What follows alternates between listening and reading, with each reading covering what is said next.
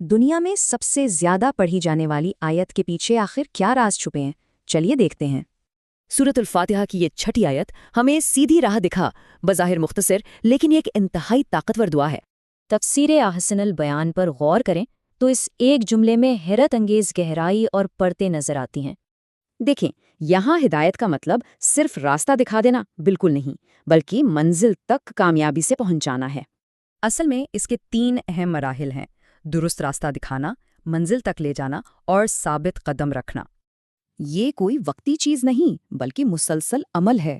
راستے پر ٹکے رہنے کی الہامی توفیق مانگی جا رہی ہے۔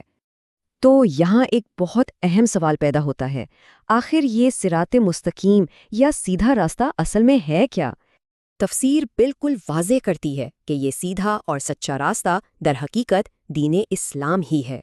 جی ہاں، وہی مکمل ضابطہ حیات جسے نبی کریم صلی اللہ علیہ وآلہ وسلم نے پوری دنیا کے لیے پیش فرمایا۔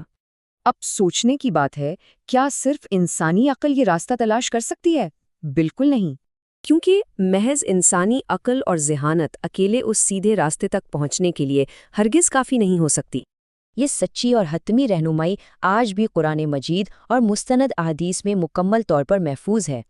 اور اس سیدھے راستے پر چلنے کی آخری منزل اور سب سے بڑا مقصد کیا ہے؟ صرف اللہ کی رضا۔